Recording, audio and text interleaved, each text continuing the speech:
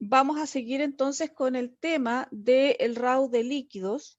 Específicamente vamos a hablar del edema, que es un signo que ustedes ya conocieron en el RAW de aire, ¿no es cierto? Que era uno de los signos claros de qué cosa, ¿se acuerdan o no, chicos? Sin señal De la insuficiencia cardíaca, profe. de la insuficiencia cardíaca. Bien. ¿Quién me habló? La María Ignacia. No, Denise. Denise, la Denise. Exactamente. La insuficiencia cardíaca, uno de los signos más evidentes que nosotros vamos a ver en los pacientes es justamente el edema distal, ¿ya? En ese momento lo vimos como un signo y ahora lo vamos a ver un poquito más en profundidad para que podamos entender también la fisiopatología del edema. La definición del edema entonces va a ser la hinchazón causada por la acumulación del líquido en los tejidos del cuerpo, ¿no es cierto? Y suele ocurrir en los pies, los tobillos y las piernas, pero puede afectar a todo el cuerpo, dependiendo de la causa que lo provoque o la patología principal. Y ahí vamos a tener distintos tipos de edema, y usted se va a dar cuenta con la práctica y con la experiencia que el edema clásico de las extremidades inferiores, como decía Denise, es acorde a la insuficiencia cardíaca congestiva, ¿ya? O la insuficiencia cardíaca de ventrículo izquierdo también puede ser, pero básicamente también tiene relación con otra patología que también vimos en el RAW de cardíaco, que es la insuficiencia arterial o la insuficiencia venosa. ¿Ya? Incluso vimos una pequeña diferencia entre el edema que se causa por la insuficiencia venosa, que tenía ciertas características, y el edema que causaba la insuficiencia arterial, que tenía otras características distintas. Vamos a tener también, dentro de las patologías del sistema digestivo, algunos tipos de edemas que son clásicos. El edema, ¿no es cierto?, que es central, ¿ya?, que tiene que ver con una insuficiencia hepática habitualmente o con trastornos en la metabolización de las proteínas, ¿ya? Acuérdense de la presión oncótica. ¿Se acuerdan de ese término, chicos, de la clase pasada que vimos en el video, que tenía relación con la presión, digamos, que ejercen las proteínas de atraer cierta cantidad de agua? Entonces, básicamente los trastornos hepáticos u otros trastornos gastrointestinales vamos a tener disminución de la presión oncótica. Lo clásico que ustedes van a ver es el edema, ¿no es cierto?, unilateral o bilateral, dependiendo de la patología, y como se ve acá en la imagen, ¿no es cierto?, un aumento de volumen con un aumento de calor habitualmente, pero también un aumento en la coloración. La patogenia, ¿no es cierto?, que tiene que ver con cómo se genera esta, o la fisiopatología, si ustedes quieren, tiene que ver con la presión hidrostática que hay dentro de los vasos sanguíneos. Y básicamente lo que ocurre es que cuando la presión hidrostática, o sea, la presión propia digamos, los vasos sanguíneos está, digamos, aumentada, hace que el agua se filtre hacia el espacio intercelular o intracelular y de ahí a los tejidos. Eso va a generar una concentración de proteínas en el plasma sanguíneo y el tejido que genera una presión oncótica, que era lo que yo les decía. Por lo tanto, la concentración de proteínas plasmáticas tiende a reabsorber el agua de vuelta desde los tejidos hacia el plasma. O sea, si nosotros consumimos una buena cantidad de proteína, lo más probable es que no vamos a tener este tipo de problemas. Pero si comemos poca proteína o tenemos, por ejemplo, una desnutrición de carácter proteico, lo más probable es que nuestra volemia sea menor a la cantidad de agua que vamos a acumular entre los tejidos. La ecuación de Starling, que si ustedes se acuerdan, lo vimos en el video muy rápidamente, establece que la tasa de flujo de fluido viene definida por la diferencia entre las dos presiones, la hidrostática y la oncótica, y por la permeabilidad del vaso sanguíneo, que es una constante. Ahora, si nosotros, por ejemplo, tenemos un paciente con una presión aumentada, por ejemplo, por una insuficiencia cardíaca, ¿ya?, donde vamos a tener mayor cantidad de sangre circulando porque el corazón se hace insuficiente para poder hacer su ciclo completo y la presión se va acumulando hacia, digamos, en forma retrógrada. Por lo tanto, si nosotros tenemos una presión aumentada por un aumento de volumen, por lo que sea, puede ser por el aumento del consumo de sal, ¿ya? Y tenemos poca ingesta de proteínas, vamos a tener una diferencia de presión favorable a que, ¿no es cierto?, el agua escape del vascular y se vaya al intersticial y se produce el edema. En el fondo, básicamente, la resultante de las dos presiones determina el sentido del flujo. O sea, si la presión oncótica es elevada, va a tender a atraer agua hacia el vascular, y si la presión, digamos, hidrostática o la presión propia de los vasos sanguíneos, de la sangre hacia las paredes de los vasos, es mayor, se va a escapar volumen, perdón, de líquido al intersticial, ¿ya? La mayor parte del flujo de agua ocurre en los capilares o en las vénulas postcapilares, que tienen una pared semipermeable que permite pasar el agua más fácilmente que las proteínas. O sea, hay un filtro, ¿no es cierto? Pasa líquido, pero no pasan proteínas. Por lo tanto, se dice que las proteínas son reflejadas porque no pueden pasar libremente, y la eficiencia de la reflexión viene dada por una constante, ¿no es cierto?, que va a ser R de valor máximo 1. Todo esto de las constantes y las ecuaciones y todas esas cosas, si ustedes quieren verlo más complicado, en el Brunner está bastante bien explicado y con detalle. Lo que a mí me interesa que ustedes sepan es que las proteínas no pasan por las paredes de las vénulas o los capilares porque son muy grandes en tamaño y solo se difunde, ¿no es cierto?, el líquido, ¿no es cierto?, que va a estar determinado por la presión del vascular, ¿ya? Eso que dice que las proteínas son reflejadas o son, en el fondo, es como cuando uno va al metro, ¿no es cierto?, y quiere pasar por ¿cómo se llama esto? El torniquete del metro, y uno pasa la tarjeta y la tarjeta le dice sin saldo. Entonces, ¿qué hace uno? Es como que quiere avanzar y se tiene que devolver. A eso se refiere el reflejadas. Le pasa lo mismo a las proteínas. Llegan al momento de que quieren salir del vascular hacia el intersticial, pero no pueden porque el espacio es muy chico para ellas, por lo tanto no van a poder pasar. Ahora, si las separaciones entre las células que forman el vaso se abren, ¿no es cierto?, aumenta la permeabilidad, ¿no es cierto?, pero a medida que las aperturas aumentan de tamaño, la permeabilidad de las proteínas aumenta también. Cuando, por ejemplo, eso se produce, por ejemplo, como yo les decía, cuando uno de ustedes consumen demasiada sal, ¿ya?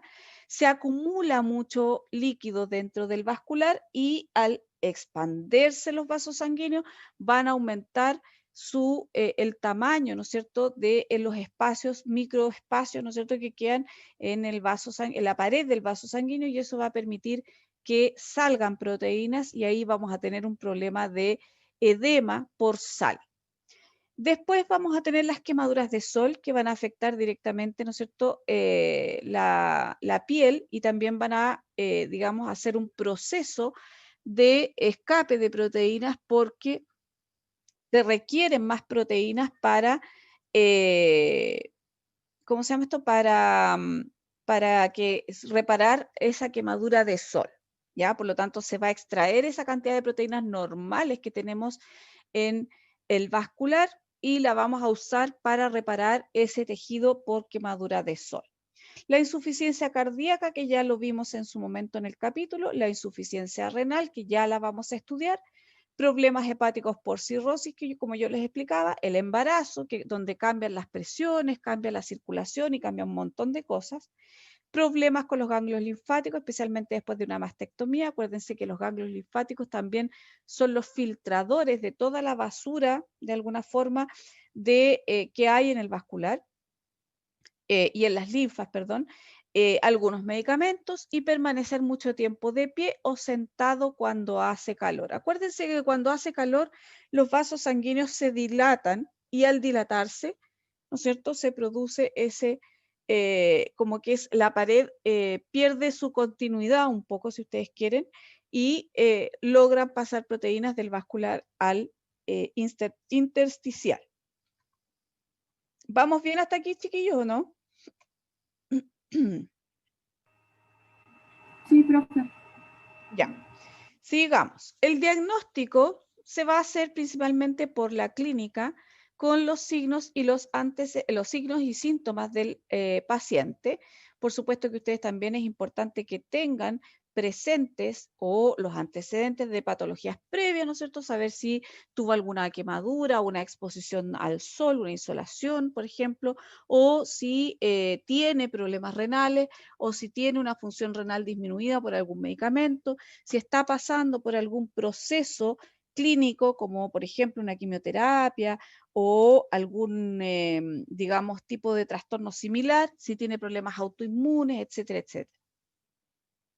También el edema básicamente se hace a través de la clínica, pero cuando uno quiere determinar cuál es la causa primaria de ese edema, se pueden realizar algunos exámenes de sangre, como la C1 estearasa, que es una proteína que se encuentra principalmente en el plasma de la sangre, que controla el complemento 1, que es el primer componente del sistema de complemento, ¿ya? Que eso tiene que ver con todo lo que es la coagulación, ¿ya? De sanguínea.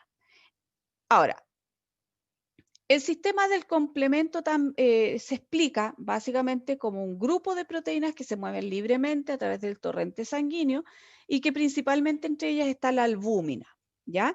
Las proteínas trabajan junto con el sistema inmunitario y juegan un papel en el desarrollo de la inflamación. Acuérdense que la inflamación tiene mucho del componente inmunitario. Lo vamos a revisar en algún minuto más adelante, pero básicamente existen 9 proteínas mayores del complemento clasificadas de C1 a C9. Por lo tanto, acuérdense que para que exista coagulación o exista, digamos, acción del sistema inmune, ¿ya? Vamos a tener que utilizar algunas proteínas que son los complementos. Y la C1 estearasa es la primera y es generalmente la que se mide para evaluar la cantidad de proteínas que nosotros tenemos en la sangre y que además nos va a dar una mirada, ¿no es cierto?, a cómo está nuestro sistema inmune, pero también cómo está nuestro sistema y digamos, nuestra cascada inflamatoria. Ahora, los factores del complemento son importantes en la evaluación de enfermedades que son autoinmunes, especialmente el lupus eritematoso sistémico, y básicamente dentro de los exámenes que ustedes van a encontrar, se van a encontrar con el C1-INH, que es un marcador importante para el angioedema hereditario y también juega un papel en otras enfermedades. Cuando ustedes estudian enfermedades autoinmunes, específicamente el lupus o el angioedema hereditario, que tiene que ver con una inflamación, ¿no es cierto?, y un edema posterior de los vasos sanguíneos, se estudia principalmente ese marcador, ¿ya? ¿Cómo se llama esto? Las patologías autoinmunes tienen un componente importante inflamatorio, ¿ya? No solo a nivel articular, sino que también a nivel de los vasos sanguíneos, pero también tienen problemas de edema en forma, digamos, localizada, generalmente en las manos, las rodillas o los pies, los tobillos, ¿ya? Y por eso es importante para ver cómo está ese paciente en relación a su enfermedad autoinmune, si está compensada o no está compensada, se explica el marcador C1-INH o el sistema del complemento. Sigamos. Llegó la Catalina y llegó la Geraldine y no sé quién más. Los valores del examen, el inhibidor de C1 estearasa, que es la primera proteína o sea, el marcador, ¿no es cierto?, de la proteína 1 del complemento, ¿ya? Va de 16 a 33 miligramos por decilitro. Y básicamente los resultados anormales pueden deberse a ciertos tipos de angioedema. Y vuelvo a decir, para la gente que se viene incorporando recién, el angioedema es una patología hereditaria que tiene que ver con estos típicos edemas que son extraños, ¿no es cierto? Y que uno generalmente no sabe de dónde son. Entonces, cuando generalmente se estudian, se utiliza este marcador, que es el inhibidor de la C1 estearasa o la C1-INH, ¿no es cierto? Para poder determinar si es que hay un componente autoinmune, y básicamente son los angioedemas o los linfedemas. ¿Los han escuchado, chiquillos?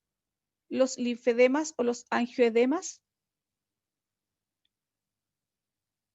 Chicos.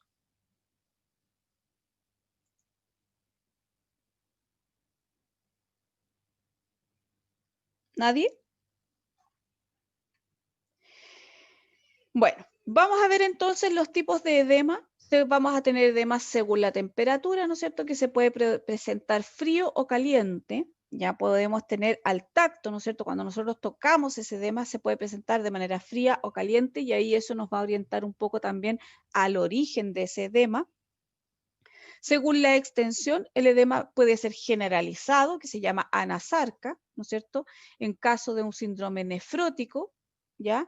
Que puede ser debido a una oliguria o una hipoalbuminemia de origen crónica y una proteinuria, acuérdense de la presión oncótica. La glomerulonefritis secundaria, que puede ser deberse a un lupus eritematoso sistémico, una diabetes mellitus, una gota, ¿no es cierto? O una amiloidosis. Cualquiera de esas patologías vamos a tener, ¿no es cierto? Nos va a determinar el tipo de edema según la extensión. Cuando el edema es generalizado o sistémico, ¿no es cierto?, se produce generalmente debido a una falla generalizada en el sistema hepático y en el sistema renal, ¿ya? Pero básicamente cuando es intenso provoca una hinchazón difusa de todos los tejidos y órganos del cuerpo, especialmente el tejido celular subcutáneo, y ahí es cuando se llama anasarca. Generalmente cuando ustedes ven un paciente con anasarca, ustedes lo distinguen automáticamente porque es un edema que se caracteriza mucho por un edema palpebral importante, por un edema en el cuello bastante importante, que son generalmente lugares donde habitualmente no se edematizan por otras causas, sino que tiene que ver específicamente con estas deficiencias que se están produciendo de este, digamos, problema generalizado. Habitualmente, como yo les decía, el anasarca se debe principalmente a una falla multiorgánica, donde vamos a tener el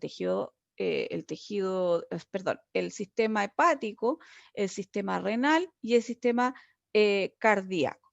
Cuando fallan esos tres sistemas, generalmente se termina produciendo una anasarca.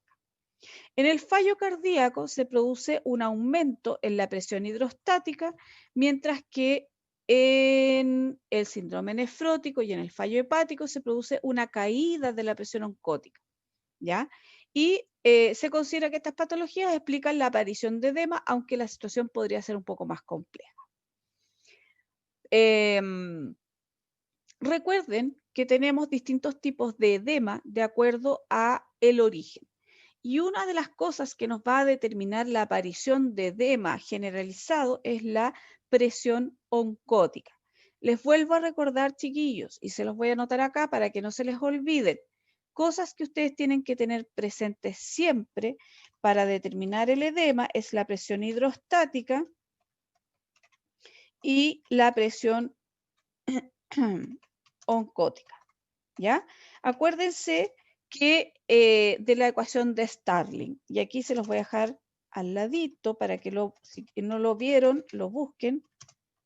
Me quedó igual abajo, de Starling, ¿ya? Por lo tanto, esos tres términos ustedes los tienen que entender muy bien para poder entender qué tipo de edema es el que usted está viendo y cuál sería la causa, ¿ya? Ahora, básicamente a nosotros no nos corresponde determinar la causa de los edemas, pero sí nos dice o podemos ayudar, ¿no es cierto?, al médico a determinar el origen del edema si que ustedes son buenos haciendo examen físico. ¿De acuerdo? El edema localizado, ¿no es cierto?, se produce en una parte del cuerpo, por ejemplo, ante una inflamación o una hinchazón de una pierna en caso de trombosis venosa, ¿ya?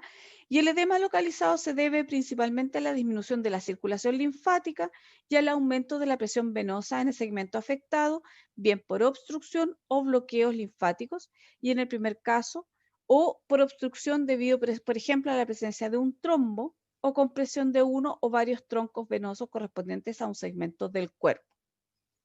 Hay un síndrome que yo los voy a invitar cordialmente a que lo revisen, que es el síndrome compartimental, ¿ya? El síndrome compartimental se produce cuando hay una compresión importante del paquete vascular y venoso, pero además hay una compresión muscular. Y es un síndrome que, aunque ustedes no lo crean, sobre todo las niñas que les gustan usar esos pantalones ajustados por mucho rato, se puede producir, por ejemplo, por usar ropa ajustada. ¿Ya? El síndrome compartimental es un síndrome que tiene que ver con la circulación, con las presiones hidrostáticas, pero básicamente es importante que lo conozcan por las consecuencias que tiene. Un síndrome compartimental puede llevar a una amputación de miembros inferiores. ¿Ya?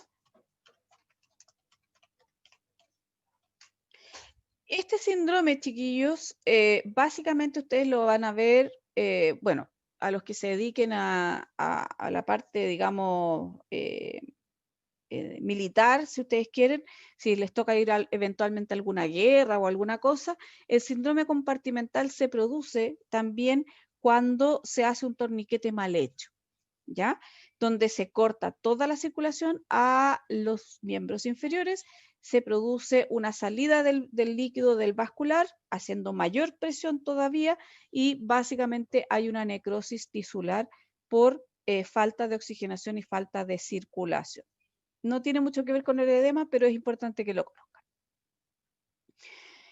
Volvemos al edema localizado entonces. Los edemas que se producen por circunstancias principalmente mecánicas se llaman edemas mecánicos. O sea, puede ser por gravedad o puede ser por alguna compresión de alguna parte del cuerpo que evite que se produzca una buena circulación linfática. Según la localización, vamos a tener el edema de pulmón, la ascitis, el derrame pleural, la hidrocefalia, el linfedema, ¿no es cierto? Que es básicamente el aumento del volumen en las linfas o en el sistema linfático, el edema macular, el mixedema y el carcinogénico, que es clásico de los pacientes que están con algún cáncer, ¿no es cierto? Y que se produce un edema bastante localizado de acuerdo a dónde se encuentra el cáncer. Profe, la Catalina pregunta, ¿el edema periférico puede causar compresión hasta haber ausencia de pulso? Sí, puede ocurrir.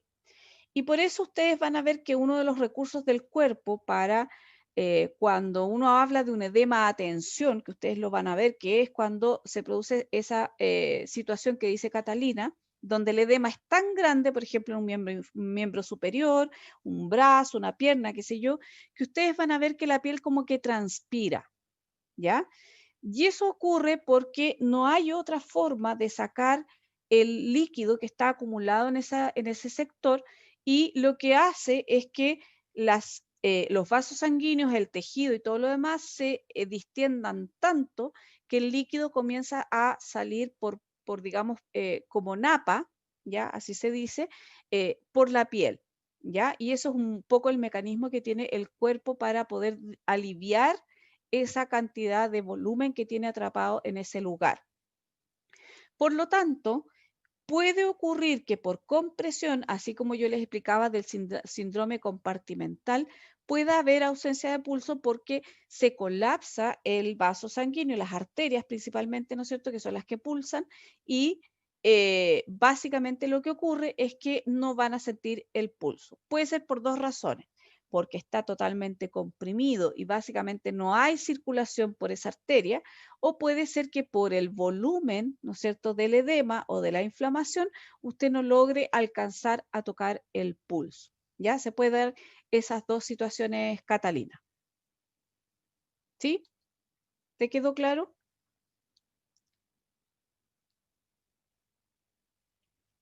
Ya, perfecto. Entonces, Profe, dígame. una consulta. El síndrome Sí, compartimental, también se ve en los pacientes quemados.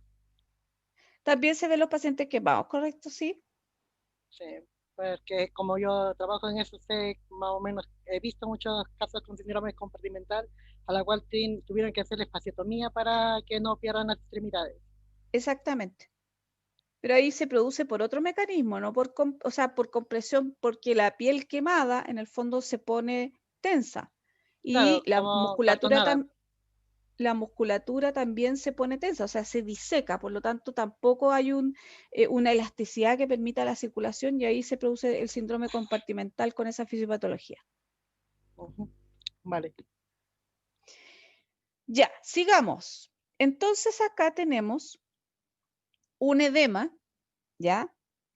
Básicamente van a tener, este es una nasarca en un niño, ¿ya? Y si ustedes se fijan acá, les voy a marcar para que ustedes lo vayan visualizando con, ay, aquí. Vamos a tener el edema palpebral, si ustedes se fijan, los ojitos apenas los puede abrir. Lo que yo les decía, ¿no es cierto?, del edema en la cara o en el cuello, en la zona de abajo de la cara. Miren el abdomen, ¿ya? O sea, ahí ya tenemos 3 signos que nos están indicando que hay un edema importante. Miren la boquita de este pequeño cómo está, apenas la puede abrir, ¿ya? Y esto ocurre, y aquí estamos viendo que es un edema totalmente generalizado, ¿ya? La causa de este edema no la tengo acá, pero básicamente podríamos hablar de que esto ya es una nasarca y este signo del edema periorbital que ustedes ven acá es muy clásico de la nasarca, igual que esta parte de aquí que ustedes podrían decirme, profe, pero el chiquitito es gordito, sí, pero esta parte como chanchito, como digo yo, si usted quiere, esta parte de acá, debajo de las orejas, o digamos, esta zona como de las paperas, donde se inflama cuando ustedes tienen paperas, no sé si lo han visto alguna vez, es muy difícil que se inflame en otras circunstancias, a menos que tenga paperas. Y aquí ustedes claramente están viendo que hay un edema generalizado en esta zona, ¿no es cierto? Los ojitos, la boca, y puede ser también que haya edema de tejidos, digamos, internos, que también le pueda provocar algún otro problema como dificultad de respirar y algunos otros problemas más. Ahora, el tratamiento que ustedes van a tener para el edema va a ser determinado de acuerdo a la patología. Principalmente lo que nosotros queremos hacer es lo que se llama fundir el edema. Y para eso tenemos que tener muy claro cuál es la causa de ese edema, ¿ya? Si la causa es una insuficiencia cardíaca, lo que tenemos que hacer es administrar algún inótropo positivo para mejorar la contractibilidad y la fuerza del corazón para que puedan hacer su función de mejor manera y evitar, ¿no es cierto?, que se acumule la sangre a nivel de extremidad inferior. Si el tratamiento, si la patología, digamos, original o de origen es una insuficiencia renal aguda, ¿no es cierto? Tendremos que hacer una diálisis para poder eliminar todo este edema que está, o sea, mejorar, digamos, la depuración renal y poder eliminar todo este edema que está dando vuelta. Si la patología de base tiene que ver con una insuficiencia hepática, tendremos que hacer a lo mejor una diálisis hepática, que también existe, ya para poder darle al sistema un poco de espacio para que pueda fundir este edema. Por lo tanto, tenemos que tener muy clara la causa del edema para poder trabajar con ese edema, ¿ya? Pero hay medidas generales que nosotros podemos tomar, como por ejemplo el reposo en cama con elevación de las extremidades, ¿no es cierto?, para favorecer el retorno de ese líquido hacia la zona central y que se pueda, digamos, depurar a través del riñón. Dieta con poca sal que evite la acumulación de agua y por eso que a los pacientes hipertensos, para que el corazón trabaje más liviano también, se les indica la dieta con poca sal. Vamos a utilizar tratamientos diuréticos para eliminar el líquido retenido, que eso va a ser utilizado siempre y cuando el riñón esté en buenas condiciones, porque por mucho diurético que usemos y el riñón está insuficiente, va a ser muy difícil que podamos ayudarle al riñón a eliminar ese líquido. Pero cuando el paciente esté sano, ¿no es cierto?, y haya comido muchas papas fritas o qué sé yo, se le puede dar un diurético y aumentar, ¿no es cierto?, la depuración renal. Utilizar medias elásticas para ayudar a movilizar los edemas y aumentar el retorno venoso, que es lo que ustedes hacen con los pacientes quirúrgicos, ¿no es cierto? Se les ponen esas medias antiembólicas, que eso ya lo conversamos largo y tendido en el primer capítulo de este curso, ¿ya? Y también lo vimos en el capítulo de cardíaco. Pero básicamente en ocasiones, como yo les decía, es necesario instaurar tratamiento específico como la extracción del líquido desde la cavidad peritoneal, aportar las proteínas que faltan u otro, dependiendo de dónde tengamos el edema, ¿ya? Cuando hablamos de extraer líquido desde la cavidad peritoneal, ¿ya? Estamos hablando básicamente de una digamos, punción, ¿no es cierto?, con la que vamos a retirar ese líquido de una manera mecánica. ¿Ya? Uy, esto quedó solapado una cosa con la otra. Pero lo primero que tenemos que hacer es la prevención. Y dentro de la prevención tenemos una serie de elementos que son básicos, ¿no es cierto?, que nos van a ayudar a evitar la formación de edema, y esto les va a servir a todos ustedes. Principalmente realizar actividad física diaria para controlar un posible sobrepeso o exceso de masa grasa. Recuerden que el agua se acumula básicamente en la masa grasa, ¿ya? Intentar llevar una dieta equilibrada sin abusar de consumo de sal, mantener un ritmo intestinal regular, evitando la presencia de estreñimiento, reposo, ¿no es cierto?, levantando las extremidades inferiores, dormir con cierta elevación de las extremidades inferiores, ¿no es cierto?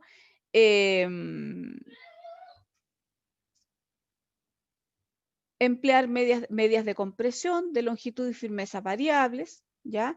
Mejorar el tono muscular de las extremidades inferiores mediante la realización de ejercicios como la bicicleta. Hay un ejercicio que es el clásico, que ustedes se los puse en el RAUD de cardíaco, ¿no es cierto?, que es la dorsiflexión del pie, lo que hace que se genere una compresión del gemelo, ¿ya? Y así se produce, ¿no es cierto?, se le ayuda a las válvulas de las venas a ir, digamos, subiendo ese líquido hacia la zona central del cuerpo, ¿ya? Aquí nuevamente les tengo las medidas preventivas. Ojo, no hay que usar taco alto, ¿no es cierto? El taco muy alto y el zapato muy plano, los dos son igual de malos para la salud. Acuérdense que hay un taco fisiológico que es de 2 a 3 centímetros que tiene que quedar siempre una pequeña elevación del pie en el talón. Entonces, primero que todo, las medidas higiénico-dietéticas y posturales que favorecen el control de la enfermedad. Evitar el sobrepeso, practicar deporte, evitar las fuentes de calor. Acuérdense que la dilatación de los vasos sanguíneos también produce edema. Refrescar las piernas con baños de agua fría. El típico baño con agüita con sal evita el edema. Evitar el estreñimiento para evitar, ¿no es cierto?, la compresión, digamos, y el aumento de la presión a nivel abdominal. Evitar el uso de ropa demasiado ceñida, que era un poco lo que yo les decía. Lo del taco alto ya lo expliqué.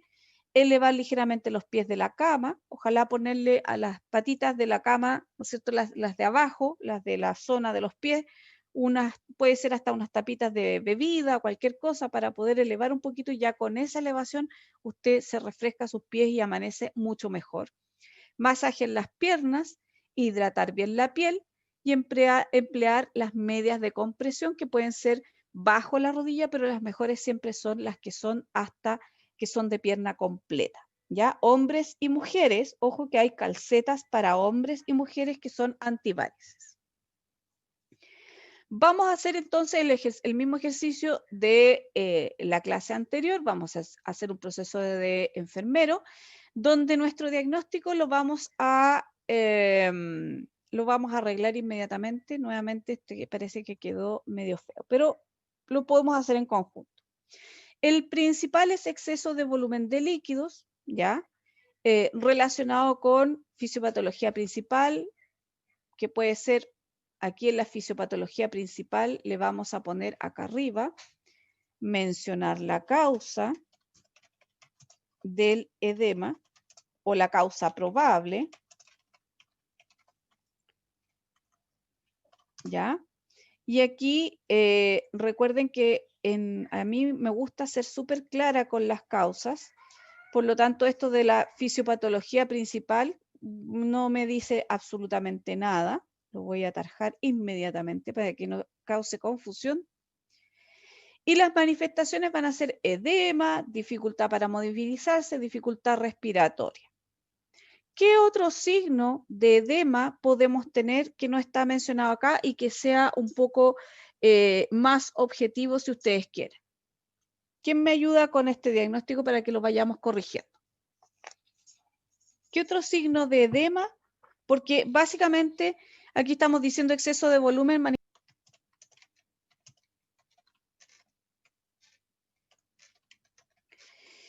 ¿Qué signo tenemos clave para poder determinar el edema? ¿Se acuerdan?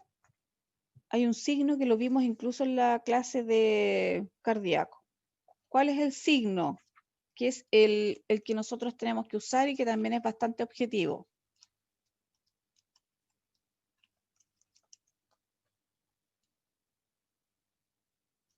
¿Cuál es el signo? La fobia. Fobia, bien, ya. Y vamos a tener acá, por ejemplo, fobia, signo de fobia le vamos a poner. Le vamos a poner 3 cruces, ¿ya? Porque ahí sí estamos con un edema importante. ¿Algo más, chiquillos? Como estamos trabajando básicamente con diagnósticos NANDA, ya recuerden que las etiquetas le sirven a muchas cosas. Lo que nosotros tenemos que determinar claramente es la causa, ¿ya? Y las, ¿cómo se llama esto? Las manifestaciones. Por lo tanto, si yo digo exceso de volumen de líquido, lo que quiero decir es que hay una sobrecarga de volumen que me está produciendo un problema. ¿Sí? La causa de ese exceso de volumen va a ser lo que decía José, falla renal, puede ser insuficiencia cardíaca, puede ser aumento del consumo de sal, puede ser disminución de la presión oncótica, puede ser desnutrición proteica, puede ser la que sea, ¿de acuerdo? Pero las manifestaciones o el problema que yo voy a mirar, ¿no es cierto? ¿Cómo me voy a dar cuenta que tengo ese problema? Voy a tener acá que explicar muy bien para poder caracterizar ese exceso de volumen de líquidos, ¿ya? Por lo tanto, ¿cuál va a ser mi objetivo? Objetivos. Vamos a cambiar el color para que quede el objetivo con otro color. Objetivo. ¿Cuál será mi objetivo? Hay que dar vuelta a las manifestaciones. ¿Cuál será el objetivo de edema? Ya, pero ¿cómo lo mides? Reducir edema positivo. ¿Cómo se fijaron cuál es el dato objetivo con el que ustedes midieron el edema? Hay varias cosas que ustedes pueden hacer. Ya, el signo de fobia. Espérate, Geraldine, tranquila, tranquila. Entonces vamos a decir, paciente tendrá, ¿no es cierto?, signo de fobia de una cruz, porque no podemos bajarlo tanto, tan rápido, ¿no es cierto?, fobia positivo, pero no tan positivo, en un plazo de, ¿cuánto le ponemos? ¿Cuánto nos podremos demorar en fundir un edema? 24 horas, dice la Geraldine. Eso es para eliminar todo el edema, probablemente, o puede que nos demoremos más. ¿En 12 horas? Para el signo de fobia. Ahora, paciente, 2 horas, dice José. Vas a bajar el edema, un edema de fobia 3 cruces en 2 horas, ¿sí, José? Sí, profesora, pero bajando solamente como una cruz. A eso me refiero yo, más que todo. José, Con mira, diuréticos. escúchame antes de que te enredes. Pusimos nuestro objetivo, paciente tendrá signo de fobia con una cruz en un plazo de 12 horas. Si tú me dices bajar una cruz, o sea, tú dirías que en 2 horas, paciente, ¿esto es lo que quieres decir o no? Disminuirá o paciente tendrá signo de fovea, 2 cruces, va, en 2 horas. ¿Eso quieres decir, José? La cruz en 2 horas, profesora. Eso, po, es lo que puse en la... Ah, ya. Sí, ¿Estás mirando la presentación, José, o no? sí, profe. Ya, ¿qué dice el objetivo?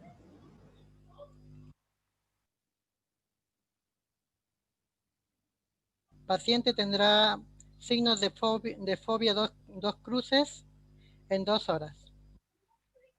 Ya, eso es lo mismo que dijiste tú, ¿no? Porque tú en el fondo Sí, quieres disminuir una cruz. claro. Ya, siempre tienes que poner el objetivo en positivo, ¿ya? Ah, ya. El otro objetivo podría ser, y aquí me voy a detener en algo que no lo dije, pero podrían eventualmente ustedes buscar una forma de medir esta disminución o esta fundición de edema, ¿ya? En lo objetivo, digamos, porque siempre tenemos que buscar cosas objetivas que nos den signos claros de que estamos haciendo bien nuestro trabajo. Cuando ustedes dicen aumento de volumen de las extremidades, ¿ya? Pudieran eventualmente ustedes medir esa extremidad, el contorno que también se hace una medición del contorno de la extremidad y va a disminuir, ¿no es cierto?, la medida del contorno de la extremidad que ustedes vieron inicialmente, ¿ya? Otra forma podría ser el peso, ¿no es cierto?, la diuresis, que efectivamente va a tener una diuresis aumentada, ¿ya? Por lo tanto, vamos a tener, podríamos tener una diuresis aumentada más de lo que nosotros, o sea, o podríamos también hacer una medición de diuresis. Y eso lo vamos a ver ahora en las actividades. ¿Sí? ¿Quedó claro, chicos, o no? Pero de acuerdo al diagnóstico que tenemos aquí en presente, digamos, que estamos mirando, podríamos hacer estos objetivos ya a corto plazo, a mediano plazo. Habitualmente, dependiendo del origen del edema, y aquí quiero aclarar un poquito algunas cosas que generalmente la gente cree, dependiendo del origen del edema, podemos incluso demorarnos hasta una semana en fundir el edema de manera completa, ¿ya?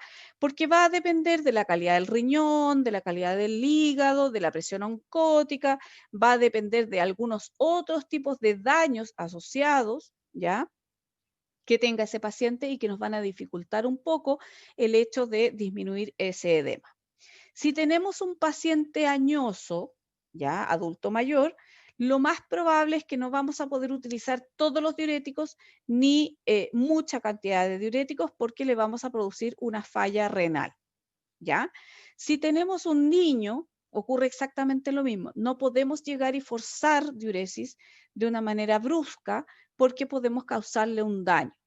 Por lo tanto, efectivamente, como decía José, se utilizan diuréticos, se utilizan una serie de medidas, pero ojo con las dosis y ojo con las edades, ¿ya?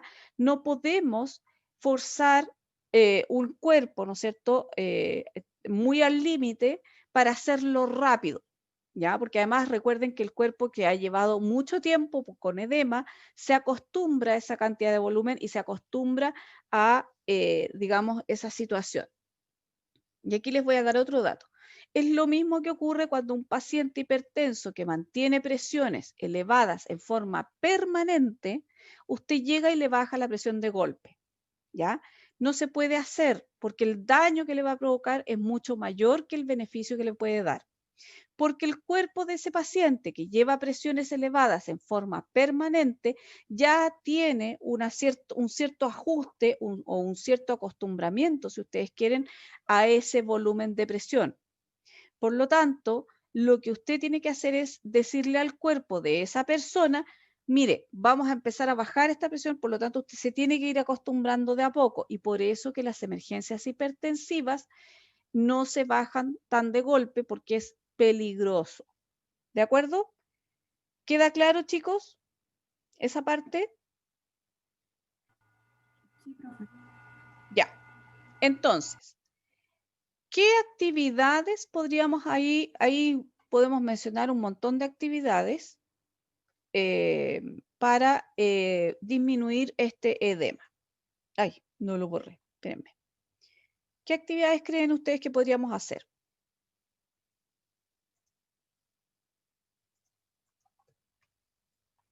El objetivo ya lo vimos. Espérenme. ¿Qué actividades? Actividades para fundir el edema, no de vigilancia, porque control de signos vitales con énfasis en frecuencia cardíaca, frecuencia respiratoria y presión arterial, claramente eso lo sabemos. ¿Ya? Vamos a administrar diuréticos según indicación médica. Bien, Catalina. ¿Qué otra cosa? Realizar ejercicios de tobillo. Bien. Balance hídrico. Bien, Geraldine. ¿Qué más? ¿Qué va aparejadito del balance hídrico, Geraldine? Algo que siempre se les olvida cuando hacen balance.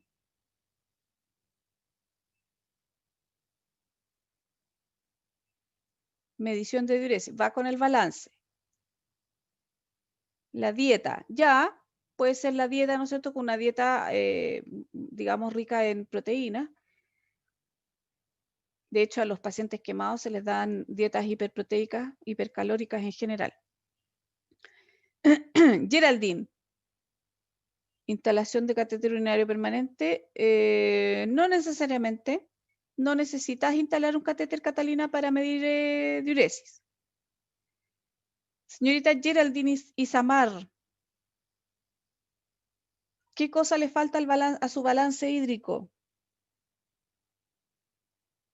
Medir ingesta, va dentro del balance. Pero algo que es del balance, pero no es del balance. Ah, lo dejé igual. No, no, señorita. ¿Va a pesar a su paciente o no? Que podría ser otro signo, ¿no es cierto?, con el que nosotros podríamos evidenciar que ha disminuido la cantidad de líquido que tiene guardada en su cuerpo, ¿cierto? Ya, ¿qué otra cosa? Aquí hay varias cosas que están incorrectas. Hoy esta clase. No sé de dónde me robé esta clase que yo reconozco que esta no la hice yo, por si acaso. Ya, reposo absoluto, no necesariamente. Cambios de posición, no necesariamente. Aseo del usuario según necesidad. No, eso es cualquier cosa. Extremidades inferiores elevadas si necesario, uso de medias antiembólicas o de medias de compresión, más que medias antiembólicas. Ya. Entonces, dijimos, voy a anotar, para que lo tengamos acá. Balance hídrico, ¿cierto? Peso diario. ¿Qué más? ¿Qué le vamos a restringir en la ingesta? La sal, bien. ¿Qué más? Dijimos ejercicios de dorsiflexión, dijo aquí está más elegante, dorsiflexión. Ya, ¿qué más? ¿Qué más vamos a hacer con este paciente?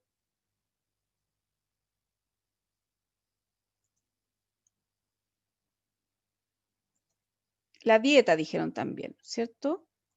La dieta en general, dieta, y le voy a poner acá proteínas, líquidos, ¿ya?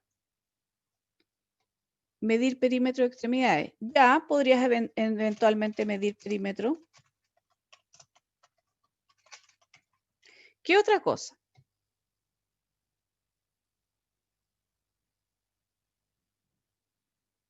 Los diuréticos, que dijo la... Sí, eso, diuréticos. ¿Qué más? Ay, me quedo... Bueno, ya no importa, pero... ¿Qué otra cosa más podremos hacer? Aquí no son medias antiembólicas, son medias compresivas. Ojo, no tienen la misma función. Hay que ver la cantidad de compresión que tiene esa media. ¿Ya? ¿Qué otra cosa, chicos? Favorecer la movilización de la extremidad, ya lo dijeron.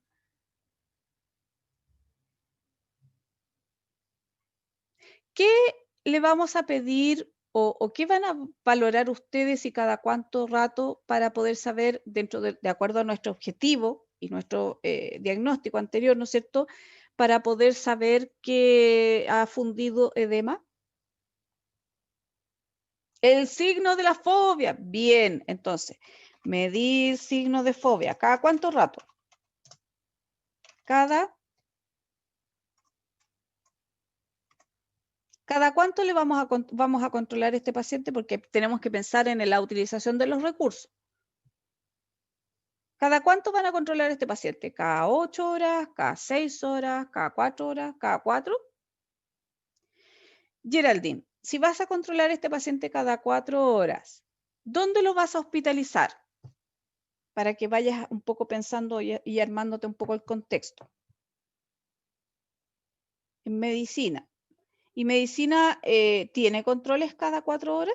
Digamos, camas de baja complejidad, digamos. O camas indiferenciadas. ¿Qué dice el público? Unidad en la UCM. ¿Cuál es la UCM, Catalina, para ti? ¿Unidad coronaria? ¿O en la UCI? Cuidados medios. ¿Será para tanto? ¿O de qué dependerá? Qué exagerada la Catalina. Con monitor, lo va a dejar monitorizado. Ya. Podría ser. ¿Ya? Va a depender de qué. ¿Dónde lo dejemos? Si lo dejamos en medicina, o si lo dejamos en cuidados medios, o en agudos, o en otro lado. ¿De qué va a depender? ¿De qué creen ustedes que va a depender eso? De la causa base. Bien, Denise. Excelente. ¿Por qué? Porque si yo tengo un paciente que está edematizado porque comió mucha sal, o se comió muchas papas fritas con, digamos, sin tomar agua, ¿ya? O un paciente que tiene una desnutrición proteica, por lo tanto su edema tiene que ver con específicamente la presión oncótica, no necesito tenerlo monitorizado. ¿Me siguen? Por lo tanto, tenemos que, podría eventualmente dejar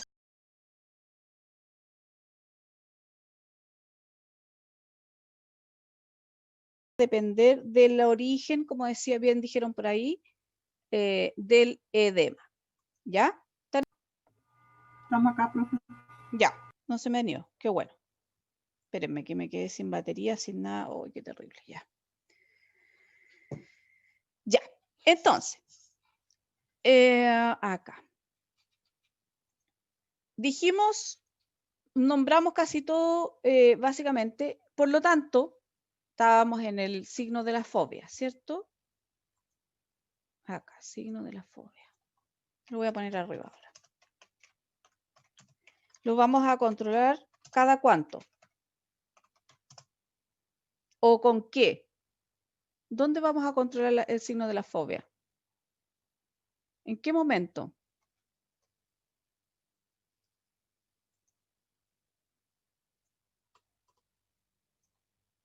¿En qué momento lo vamos a controlar?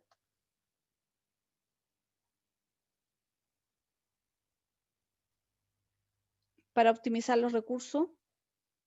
Se me fue el resto, parece. Cuando controlemos signos vitales, ¿puede ser? Cuando controlen signos vitales. Bien, porque si no van a tener que estar yendo cada 1 hora o cada 2 horas específicamente a controlar el signo de la fobia y no tiene ningún sentido cuando ustedes pueden dejar todas esas actividades juntas, junto con la frecuencia cardíaca, frecuencia respiratoria, presión arterial. ¿Ya? Ya. Con esto terminamos esta parte. Sigamos. ¿Qué más tenemos acá? Dígame. Si hay edema distal en las extremidades, igual es importante controlar el pulso. También es no? importante controlar el pulso en las extremidades, justamente, por lo que le explicaba a la Catalina en el fondo. Porque puede ser que la compresión sea tan grande que tú dejes de palpar el pulso, o puede ser que también haya una cantidad de volumen de líquido que te impida palpar el pulso. ¿De acuerdo? Pero si no lo puedes palpar, lo puedes auscultar, y ahí también te vas a dar cuenta si hay una compresión efectivamente que te está evitando poder palpar el pulso, o sea, el pulso no se está produciendo, o si es por la cantidad de líquido que tenemos ahí que nos está impidiendo por una cosa mecánica de percibir el pulso. ¿Ya? Entonces, ahí, antes que se me corra acá. La evaluación, si nosotros dijimos que el objetivo era que el paciente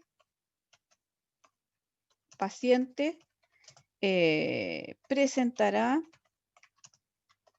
signo de fobia, le pusimos una cruz a las 12 horas, ¿cierto?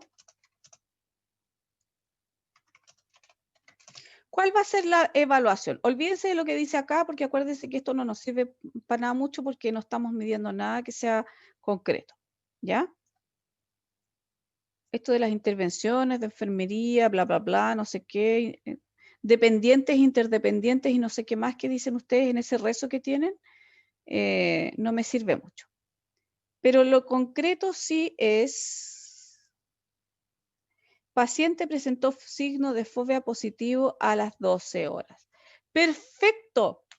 Muy bien, María Ignacia. Ve que no es tan difícil, cuando uno lo capta, ya después de eso es más fácil. Entonces, paciente presentó a las 12 horas o antes de las 12 horas, pongámosle que fuimos súper capa, signo de fobia con una cruz. Puso cualquier cosa. Ahí. ¿Sí? Porque eso era básicamente el parámetro que nosotros habíamos puesto en nuestro objetivo. ¿Ya? Por lo tanto, básicamente es cambiar el objetivo de tiempo y ponerlo como un hecho que ya ocurrió. Y no necesitamos decir que fue a través de las intervenciones dependientes, interdependientes, de no sé qué, de no sé cuánto, porque ya establecimos todas nuestras intervenciones anteriores. ¿De acuerdo? ¿Queda claro, chicos, el proceso? ¿Se les hace más fácil así o no? Ahora sí, ya van a irse como avión con el proceso. Ya, perfecto. Sigamos para que podamos terminar esta clase. Espero no tener más interrupciones.